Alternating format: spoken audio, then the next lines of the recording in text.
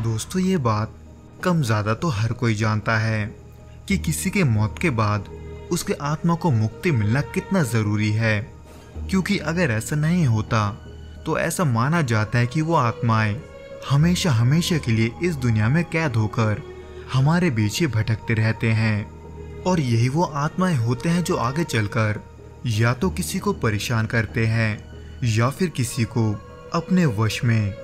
इसलिए दोस्तों, आज के इस एपिसोड में मैं एक ऐसे सच्चे घटना को आपके सामने लाने वाला हूँ जिसमें एक छोटी लड़की को एक नहीं बल्कि दो आत्माओं ने अपने वश में कर रखा था। इसलिए दोस्तों, बिना और वक्त गवाए हम सीधे घटना की ओर बढ़ते हैं।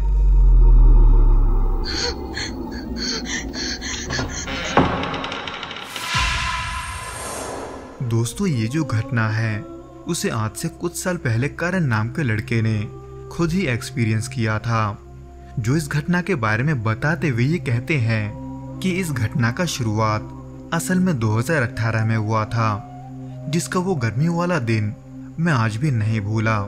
क्योंकि उस दिन जब मैं अपने दोस्तों के साथ एक पेड़ की छांव में बैठा हुआ था, तब मुझे वहां से गुजरते हुए एक आदमी से ये पता चला कि हमारे गांव के कुछ लड़कों का एक्सीडेंट हो गया है। हालांकि जिनका एक्सीडेंट हुआ था वो मेरे दोस्त नहीं थे, लेकिन गांव में एक साथ रहने के वजह से हम एक दूसरे को जानते थे।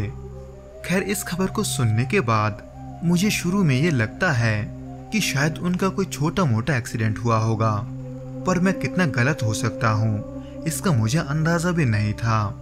क्योंकि इसके कुछ ही देर के बाद उस हादसे का वीडियो हमारे पूरे गांव में छा गया था, जिसमें मैंने देखा कि जिन तीनों का एक्सीडेंट हुआ है वो एक ही बाइक पर कहीं पर जा रहे थे, जिनमें से अमन नाम के एक लड़के का ऑन द स्पॉट ही मौत हो गया था, जिसके सिर से निकलता हुआ खून पूरे रास्ते में फैला हुआ था। जिसके थोड़ी ही दूरी पर उनका दोस्त विमल भी बेहोश पड़ा था, पर उसके शरीर में किसी भी तरह का चोट का निशान नहीं था। लेकिन उनके तीसरे दोस्त यानी कि सैफुल को सबसे ज्यादा चोट आया था, जिसके चेहरे से निकलता हुआ खून बंद होने का नाम नहीं लेता, क्योंकि पेड़ से टकराने के वजह से उसका चेहरा किसी तरबूज की तरह फट गया था। जिसे वीडियो में देखकर मुझे जो भी महसूस हुआ था मैं उसे शब्दों में बयान नहीं कर सकता। हालांकि वहां के स्थानीय लोगों ने उनको हॉस्पिटल भेजने का इंतजाम किया तो था, लेकिन वहां तक जाते जाते अमन की तरह ही विमल और सैफुल भी नहीं बचते, जिसको सुनकर मुझे बहुत ही अफसोस हुआ था। क्योंकि भले ही मैं उन तीनों को नहीं जानता था, पर वो तीनों ठीक हमारे ही उम्र के थे। खैर, इसके बाद 3-4 सालों तक उस रास्ते से ना जाने कितने ही लोगों ने अपना आना जाना जारी रखा था, लेकिन एक भी बार किसी को ये महसूस नहीं हुआ कि वहां पर कोई और भी है, कुछ ऐसा जो हमें दिखाई नहीं देता। हालांकि मैं शुरुआत में ऐसे कुछ सोच तक नहीं सकता था, लेकिन मेरा नजरिया उस दिन बदल गया जिस दिन मुझे ये पता चला कि मेरी दोस्त की बेटी यानी कि रिंकी बीमार है, जो कि तब 8वीं क्लास में पढ़ती थी। इसलिए ये सुनकर कि वो हॉस्पिटल में एडमिट है, मैं उनसे मिलने गया और ये देखा कि रिंकी जैसी एक प्यारी सी बच्ची किसी कंकाल की तरह बिस्तर पर पड़ी हुई है, ऐसे मानो जैसे कि उसने महीनों से कुछ खाया ना हो। इसलिए मैंने अपने दोस्त से ये पूछा कि रिंकी को क्या हुआ है और आखिर उसका ये हाल हुआ कैसे, जिसका जवाब देते हुए उसने उदासी के साथ ये कहा कि पता नहीं उसे क्या हुआ है। पिछले 2 महीने से ना तो वो ठीक से खा रही है और ना ही वो रात को सो रही है। हालांकि मैंने और रिंकी की मम्मी ने शुरुआत में इसे रिंकी का बदमाशी समझकर उस पर ध्यान नहीं दिया था, लेकिन जब मुझे ये पता चला कि रिंकी ने 2 दिनों से कुछ नहीं खाया, तब मैंने गुस्सा होकर उसे जबरदस्ती खिलाने का कोशिश भी किया था।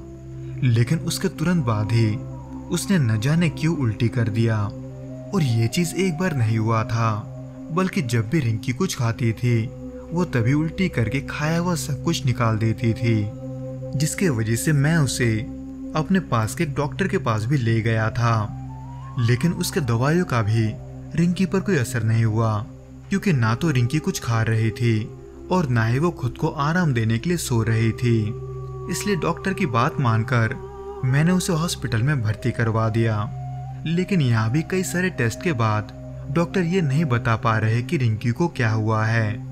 वो बस हर बार ग्लूकोज का बोतल चढ़ाकर रिंकी को नींद की दवाएं देकर उसे सुला देते हैं, जिसको अपने दोस्त के मुंह से सुनने के बाद मुझे बहुत ही बुरा फील होता है। इसलिए मैं उस रात अपने दोस्त के साथ ही हॉस्पिटल में रुक गया, क्योंकि उसका चेहरा मुझसे देखा नहीं जा रहा था। जिसमें इसी बीच जब करीब 1 या 1:30 बज रहे थे, तब मेरा नजर रिंकी के ऊपर गया, जो नींद का दवाई लेने के बावजूद भी न जाने कैसे बैठी हुई थी। हालांकि रिंकी के अपने रूम में होने की वजह से मुझे उसका आवाज तो नहीं आ रहा था, लेकिन उसके मुंह को हिलता हुआ देखकर मैं इतना तो कह सकता था कि वो कुछ बोल रही है। इसलिए मैंने थोड़े घबराहट के साथ अपने दोस्त को नींद से जगा दिया और ये बोला कि वो देख रिंकी क्या कर रही है। पर मुझे हैरानी तो तब होती है जब मेरा दोस्त मुझे ये कहता है कि रिंकी कभी कभार ऐसा करती है, पर क्यों ये उसे नहीं पता था। जो कि भयानक मोड़ तब ले लेता है जब हम अगले दिन रिंकी से मिलने उसके कमरे में जाते हैं, क्योंकि वो हमें देखकर अचानक फिर से बैठ गई थी और आगे पीछे हिलते हुए अपने बालों को खोलकर हमसे बातें करने लगी थी। जो कि अजीब इसलिए था क्योंकि पिछले 1-1.5 महीने में ये पहली बार था जब उसने कुछ बोला था। पर यही चीज आगे चलकर एक खतरनाक मोड़ ले लेता है, क्योंकि रिंकी जिस आवाज में बात कर रही थी वो उसका आवाज नहीं था, बल्कि वो हम दोनों की तरफ देखकर अजीब तरीके से मुस्कुराते हुए भारी आवाज में ये कहती है, कैसे हो तुम दोनों, मुझसे बहुत दिनों के बाद मिल रहे हो। जिसको सुनकर हम दोनों के ही रोंगटे खड़े हो गए थे, क्योंकि हमें समझ में नहीं आ रहा था कि वहां पर क्या चल रहा है। लेकिन हमें चौंकता हुआ देखकर रिंकी हमसे ये कहती है, क्या हुआ, मुझे नहीं पहचाना? अरे मैं हूं अमन, मैं तुम्हारे ही गांव में रहता हूं। जिसको सुनने के बाद मेरे दोस्त के मुंह से एक शब्द भी नहीं निकलता, और ना ही मेरे, बल्कि मैं दोपहर पीछे हटकर ये सोचने की कोशिश करता हूँ कि वहां पर आखिर चल क्या रहा है। जिसमें इसी बीच रिंकी फिर से लेट जाती है, पर उसको लेटे 2 मिनट हुआ ही नहीं था कि वो फिर से उठ खड़ी होती है। पर इस बार उसका आवाज पूरे तरीके से बदल चुका था। और वहां पर एक और हैरानी की बात यह थी कि रिंकी अचानक से अरबी में कुछ बोलने लगी थी, जिसको देखकर वहां पर मौजूद सभी लोग हम दोनों के तरह ही हक्के बक्के होकर सिर्फ उसे देख रहे थे। जहां पर तभी रिंकी लड़के के आवाज में फिर से कुछ बोलने लगती है, पर यह आवाज अमन का नहीं बल्कि सैफुल का था, जो सभी को सलाम बोलते हुए हम सभी से हमारा हालचाल पूछता है, अस्सलाम वालेकुम, आप सब लोग कैसे हो। जिसके बाद ही रिंकी बेहोश हो जाती है, पर तब तक हम ये समझ चुके थे कि ये मामला कुछ और है। इसलिए हम लोग रिंकी को डिस्चार्ज करके उसे अपने साथ घर ले आते हैं। पर जिस ओझा को हम दिखाने के लिए रिंकी को घर लाए थे, वो ओझा रिंकी के हालत को देखकर ये काम करने से मना कर देता है, क्योंकि ये उसके बस का बात नहीं था। इसलिए हम लोग किसी ऐसे को ढूंढने की कोशिश जारी रखते हैं जो रिंकी की मदद कर सके, क्योंकि दिन ब दिन रिंकी का हालत और भी बिगड़ रहा था। जिसमें इसी बीच कुछ ही दिनों के बाद हमें एक बड़े से तांत्रिक का पता चलता है, जो रिंकी के हालात के बारे में सुनकर ये काम करने के लिए मान जाते हैं। पर उस तांत्रिक के घर आते ही रिंकी न जाने क्यों अजीब सा बर्ताव करने लगी थी, जिसको देखकर वो तांत्रिक मंत्रों से पड़ा हुआ पानी रिंकी के ऊपर डालकर उन आत्माओं को बुलाता है जिसने रिंकी को अपने वश में कर रखा था। इसलिए कभी सैफुल बाहर आता तो कभी अमन, पर आखिर उन्होंने रिंकी को वश में क्यों कर रखा है, ये सवाल तांत्रिक ने उनसे पूछा। जिसके जवाब में अमन ने ये कहा, मैं और सैफुल स्कूल के पीछे वाले तालाब के पास रहते हैं, जहाँ पर बांस का झाड़ भी है, जहाँ पर हमने एक शाम रिंकी को आते हुए देखा था। पर वो अनजाने में उस जगह पर ही घूम रही थी जहाँ पर हम दोनों खेलते थे। इसलिए गुस्से में आकर हम दोनों ने उसे वश में कर लिया। जिसके बारे में जानने के बाद वो तांत्रिक हमें घर से बाहर जाने को बोलता है। हालांकि इसके बाद अंदर क्या हुआ ये पता नहीं, लेकिन इसके बाद से रिंकी फिर से ठीक होने लगी थी लेकिन जाते जाते उस तांत्रिक ने हाथ में बांधने के लिए एक तावीज भी दिया था ताकि वो आत्माएं रिंकी को वापस अपने वश में ना कर सके।